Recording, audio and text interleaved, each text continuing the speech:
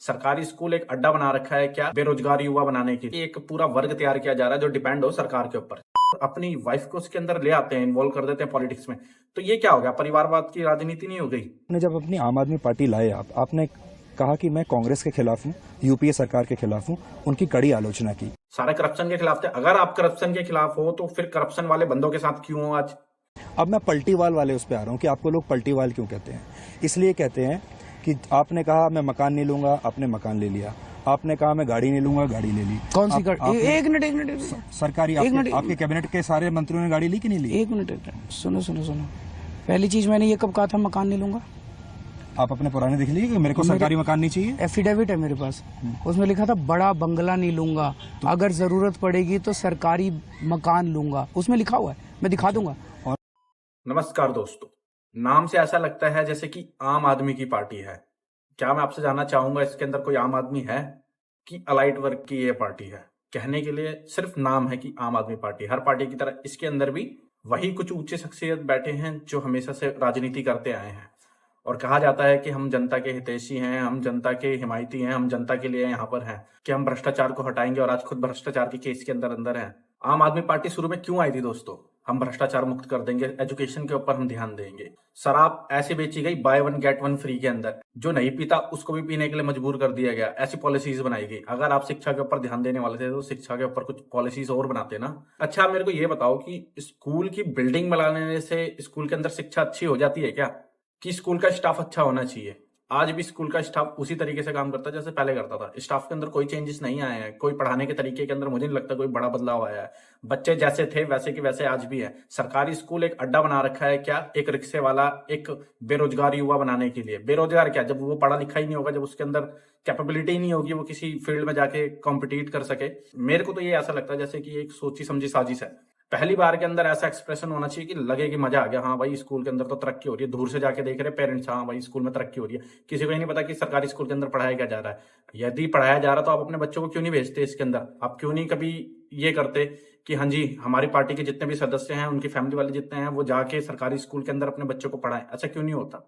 क्या था लॉकडाउन के बाद मैंने ज्यादातर बच्चों से जब पता किया तो मेरे को यही पता चला था कि सारे बच्चों को क्या आता है, मैडम एक लिंक देती थी, उसके अंदर किसी वीडियो का लिंक होता था कि उस लिंक से वो वीडियो देख लो और आप अपनी पढ़ाई कर लो। और जो इसी वजह से तो कहते हैं कि एजुकेशन का लेवल इतना कम हो गया है। अब बच्चे हैं, बच्चों को थोड़ी ना पता है कि हमारा क्या हो रहा है। उनका भविष्य तय करने वाले उनके माँ बाप थोड़ी ना है। गवर्नमेंट है, गवर्नमेंट चाहे तो उसे अच्छा करवा सकती थी, मगर वो नहीं करवाया उन्होंने क्या किया, एक घिसी पिटी सिस्टम दे दिया। बच्चे पास हो रहे हैं, ठीक है, हमारे आंकड़ों में आना चाहिए कि हाँ भाई इतने बच्चे पास हो गए, हमारे स्कूल का रिजल्ट ये रहा, ये नहीं रहा। फिर कहते हैं कि बेरोजगारी बढ़ रही है। बेरोजगारी क्यों नहीं बढ़ेगी जब हम कंपटीशन करने के लिए कुछ बना ही नहीं पा रहे? तो फिर ऐसे तो बच्चे बेरोजगार होंगे ही होंगे जो आगे जाके कॉम्पिटिट ही ना कर पाए किसी भी फील्ड के अंदर। अब ये क्या है, एक मेरे हिसाब से ऐसा लगता है कि एक पूरा वर्ग तैयार किया जा रहा है जो डिपेंड हो सरकार के ऊपर। तो सरकार के ऊपर नहीं, सरकार की पॉलिसीज के ऊपर। फ्री में क्या मिल सकता है? बिजली मिल सकती है, हाँ भाई ठीक है हम आपको वोट दे देंगे।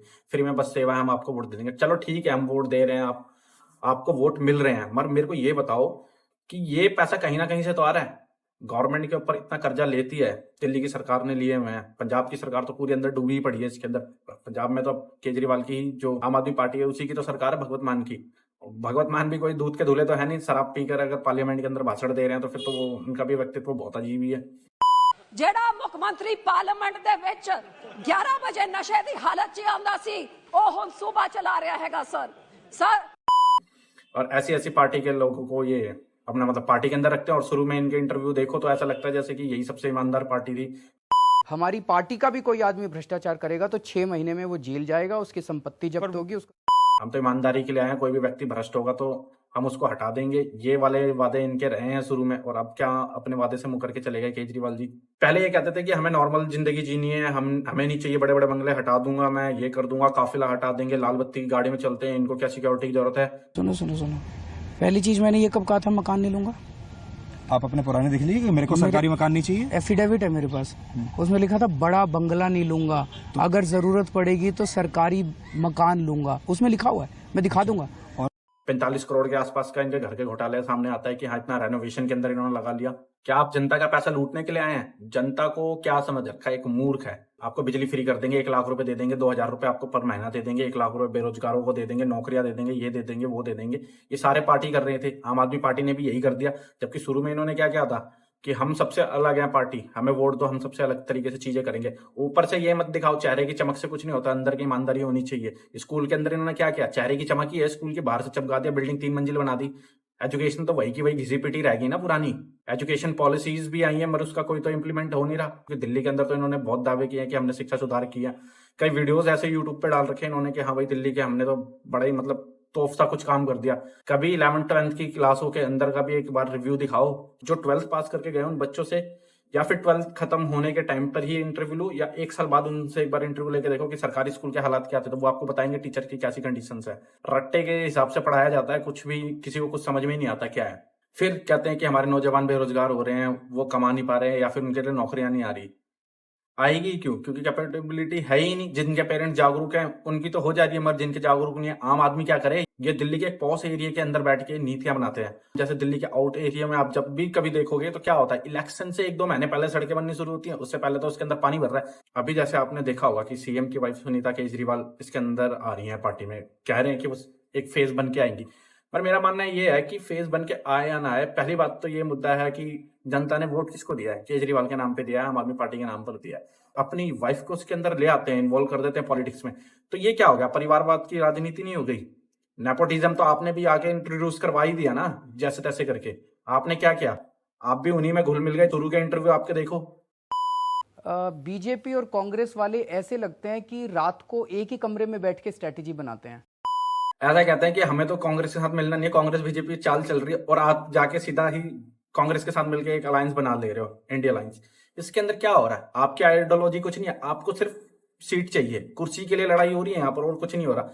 पार्टी में आपके कोई ईमानदार व्यक्ति होंगे, उनको बैठाओ ना। ये तो कांग्रेस वाली नीति ही होगी ना कि पिता हटे बेटी आ गई, बेटी हटी उन्हीं के फिर सुपुत्र आ गए। ऐसे करते हुए खानदान की जो राजनीति चल रही है, वो तो सीएम की कुर्सी पे भी यही चलवाना चाह रहे हैं। अब दिल्ली के अंदर आम आदमी ने वोट दिया होगा केजरीवाल के नाम पे। उस टाइम तो सुनीता केजरीवाल आई नहीं थी, तो केजरीवाल के नाम पे ही वोट मिला। तो अब ये चाहते हैं कि मेरी ही फैमिली का बंदा कोई ना कोई सीएम पद पर रहे। हमने कोयला घोटाले के खिलाफ कोर्ट में केस फाइल किया, पीआईएल हमारी है, बीजेपी वालों ने नहीं किया। बीजेपी और कांग्रेस दोनों बेनिफिशियरी थे। कोयले के अंदर निकल के आया कि बेनिफिशियरी दोनों पार्टियों के लोग थे। आपने जब अपनी आम आदमी पार्टी लाए, आपने कहा कि मैं कांग्रेस के खिलाफ हूं, यूपीए सरकार के खिलाफ हूं, उनकी कड़ी आलोचना की। मगर आपकी एक आइडियोलॉजी थी कि हम भ्रष्टाचार से मुक्त करवाएंगे, तो ये आइडियोलॉजी कहाँ चली? क्योंकि उस टाइम आप किसके खिलाफ आए थे? कांग्रेस के खिलाफ आए थे। कांग्रेस ने ही तो भ्रष्टाचार कर रखा था, एंटी करप्शन। जब भी आपका ये जो नारे थे शुरू में 2012 के आसपास के जो हैं, ये जितना भी कैंपेन चला था लोकपाल बिल का, अन्ना हजारे के साथ आपके आंदोलन हुए थे, उसमें क्या था? ये सारे करप्शन के खिलाफ थे। अगर आप करप्शन के खिलाफ हो तो फिर करप्शन वाले बंदों के साथ क्यों हो आज? या वो दूध के धुले हो गए इतने साल में, या आप दूध के धुले हो गए, या फिर पहले आप दूध के धुले थे अब आप गंदे हो गए, या फिर पहले आपको समझ नहीं आ रही थी अब आपको समझ में आ रही है, या फिर पहले समझ में नहीं आ रही थी अब आपको समझ में आ रही है। ऐसे कुछ दुविधा हो रही है क्या आपके साथ? ये आम आदमी पार्टी के हाल है इस टाइम पर। उन्हें कुछ समझ में नहीं आ रहा कि मैं पहले सही था कि अब सही हूँ। ये आम जनता को मूर्ख बनाने के लिए। अगर शराब घोटाला हुआ है तो सबसे बड़ी बात यह है यार, आप शिक्षा पे ध्यान दे रहे हो, शिक्षा पे दो ना, किसी और चीज पर ध्यान दो। जरूरी थी शराब के अंदर की पॉलिसी बनाना? स्कूलों के बाहर लिखा होता है इसके आसपास के कुछ एरिया फिक्स किए होते हैं कि इतनी दूर तक नशीले पदार्थ है वो नहीं बेच सकते। मैंने ऐसे ऐसे जगह देखे हैं जहां पर स्कूल से मतलब 50 कदम की दूरी के अंदर ये ठेका खोल दिया इन्होंने। मतलब इस पॉलिसी के अंदर इतने ज्यादा दारू बांटी गई, मतलब किसी को तो ऐसा लगता ही नहीं था कि यार दारू भी कभी एक के साथ एक बटेंगे क्या। इन्होंने वो स्कीम लाके पॉलिसी कर दी, पूरी लाइन पे लगवा दिया जैसे राशन बट रहा हो। आम आदमी पार्टी जब आई वो भारत से करप्शन को हटाने के लिए आई थी, मगर क्या हुआ यहाँ पर? धीरे धीरे सत्ता आई, सत्ता की लालच आई, अब सत्ता के साथ पावर मिल गई तो इसके साथ इन्होंने अब कुर्सी से चिपकने रहने का अभियान जो था वो चला लिया। गवर्नमेंट क्या करती है यहाँ पर? अगर आप एक अच्छे सोसाइटी के अंदर रहते हो, एक पॉश एरिया के अंदर रहते हो, तो आपको इस चीज का सही से अंदाजा नहीं होगा। मगर आप दिल्ली के आउटर एरिया में रहते हो, दिल्ली के बाहरी की तरफ में रहते हो, या फिर दिल्ली के एकदम साइड वाले एरिया में रहते हो जो कि पक्की कॉलोनी नहीं है, कच्ची कॉलोनी है, तो आपको पता चलेगा कि यहाँ पर क्या होता है। और ज्यादातर तो जो पॉपुलेशन है दिल्ली की वो सारी बाहरी रहती है। अब यहाँ पर क्या होता है, यहाँ पर इलेक्शन जैसे आने वाले होंगे तो रोड बनाई जाएंगी, सड़कें बनाई जाएंगी, वादे किए जाएंगे, मैं तुम्हें 1 लाख रुपए दे दूंगा, 2 लाख रुपए दे दूंगा, 2000 रुपए भत्ता दे दूंगा। सारी पार्टीज यही करती हैं। आम आदमी पार्टी ने ईमानदारी का वादा किया था, इसलिए मैं आम आदमी पार्टी को ज्यादातर कोट कर रहा हूँ। तो ये सब पार्टियों का खेल है। मगर ये इलेक्शन के बाद कहाँ चले जाते हैं? इलेक्शन के ये जो 5 साल बीतते हैं इसके बाद इनको क्यों नहीं आता कि हमें 2000 रुपए रोजगारों को देना चाहिए, बेरोजगार जो युवा है उनको हमें 2000 रुपए देना चाहिए? ये क्यों नहीं आता इन इलेक्शन के बाद याद? क्यों भूल जाते हैं ये सारी की सारी? इलेक्शन से 6 महीने पहले इनको सब याद आता है कि वहां पर की रोड हमें बनानी है, वहां पर की रोडें नहीं बनानी, वहां पर हमारा पानी आ रहा है, वहां पर पानी नहीं आ रहा। आशा करता हूं आपको ये वीडियो पसंद आई होगी। वीडियो देखने के लिए धन्यवाद।